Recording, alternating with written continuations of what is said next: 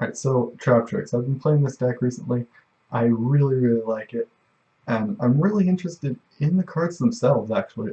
There isn't any kind of lore around them, so I kind of had to make it up myself because of they're just being based on carnivorous plants or insects that use hole traps, or in Diana's case, a different kind of trap.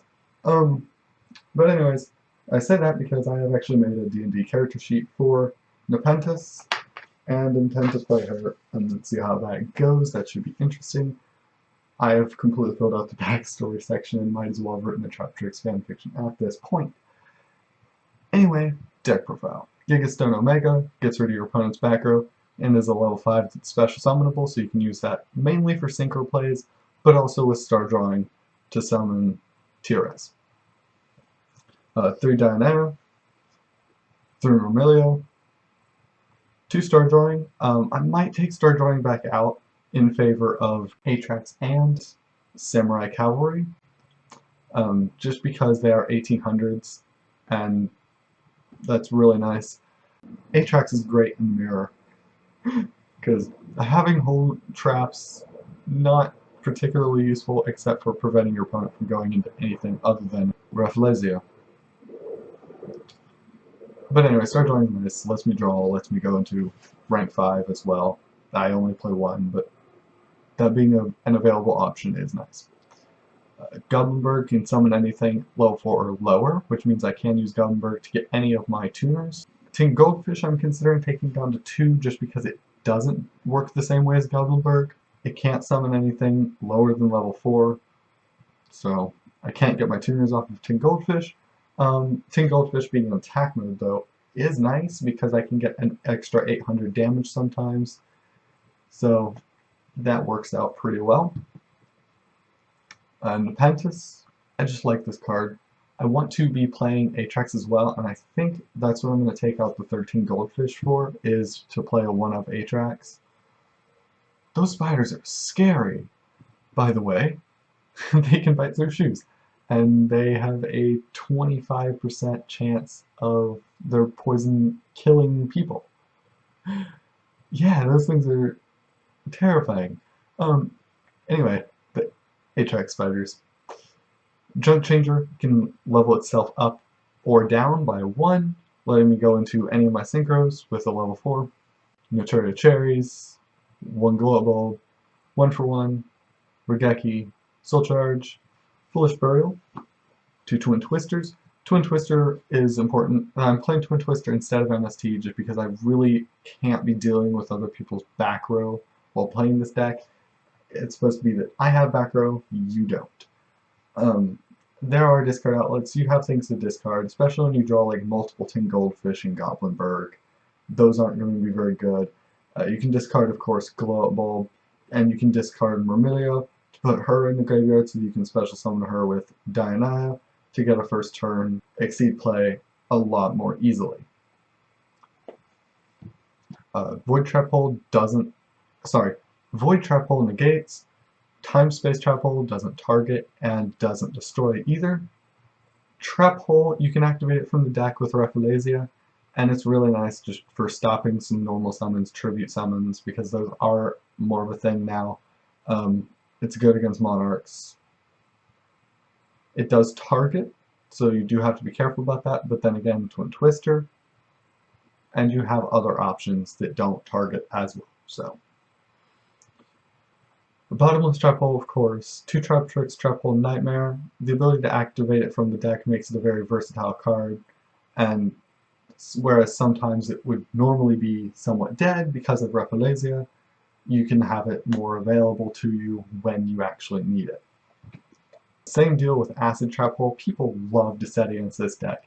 You'll summon a Rafflesia, sorry, I am mispronouncing that. Summon a Rafflesia, and your opponent will just go, okay, they're going to Trap Hole me. I can't summon anything that has 1500 or more because I will get bottomless. So what I'm going to do is set a monster, and then you activate Acid Trap Hole, blow it up. And that works really well.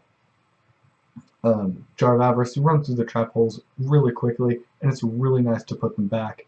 as well as putting back Diana's, sorry, I can't pronounce words, Diana into the deck as well, so you can get more Exceed plays off of that. And putting the Exceeds and Synchros back in the extra deck is also really nice. And there you go, I'm playing two Avarice. Treacherous Trap Hole, you'd think because I'm playing all these other traps that Treacherous would be bad, but it really isn't. It's normally the first trap card I activate. I say normally because it can also be the second because of Diana's effect of taking a whole normal trap card out of your graveyard. 3 Call the Haunted serves double purpose of bringing back the Myrmilio, or actually multi-purpose, because you can bring back Myrmilio, blow something up, you have a level 4. You can bring back Diana, use her effect to set a trap card from your graveyard. You can bring back, of course, Star Drawing, get the Exceed play, and the draw. And of course, bring back Nepenthes. I'm actually pronouncing that correctly. Bring back Nepenthes when you are going to use a whole normal trap card, so that she will get her effect, and you can special summon a Diana or a Myrmilio from your deck. Also, it makes the synchro play. It's really good for synchro plays, and just bringing back Naturia Beast so that you can negate things. It makes Naturia Beast really difficult to get rid of. As for the next deck, I'm playing 2 Rafflesia. If you're making a third one, you've probably run through your trap holes, and you shouldn't be making a third one. There are other options in the extra deck, and I'd like to have that space there for a synchro. I ended up filling that with Goyo Chaser. Goyo Chaser can take level 3s and 4s, or lower, which is nice for making synchro plays. I do play a lot of tuners, so Goyo Chaser really does help just keep the deck alive. And of course, you can also use Goyo Chaser, being that he has a level 5 Earth, to synchro into Barkion or Landois, depending on what you took, and if you took a tuner, that's even better sometimes, because you can tune him with the tuner you took. Not going to happen often, but of course you'd only go into Goyo when there's a situation where you should be making Goyo.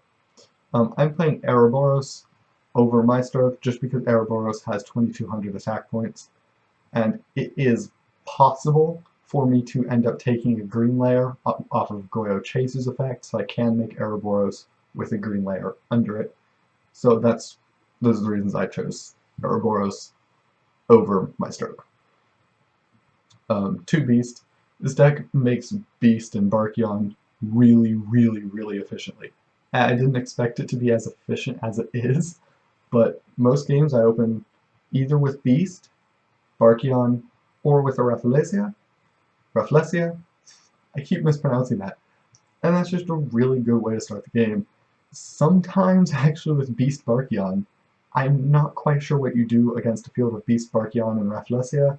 Landois, I don't play a lot of spells, but some of them, like, of course, 1-for-1 and Soul Charge, might not be the best cards to use somewhat later in the game, and against some decks, you just want to be able to negate their monster effects, and that's worth more than the spell effect that you would be getting otherwise. So Landois is a really good thing for being able to just negate monster effects. I don't play a lot of spells, but of course you control when you make Landois. My other level 7 is much better to just generically make. I don't think I need to go over any of the rest of the extra deck. It's all pretty generic extra decking from there. Oh, wait, 1 second.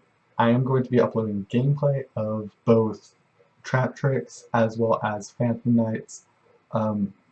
The Phantom Knights, I don't feel like I had as good replays for Phantom Knights as I do for Traptrix. And for the Traptrix, I'm going to upload those as commentary. So, there you go. As usual, till next time.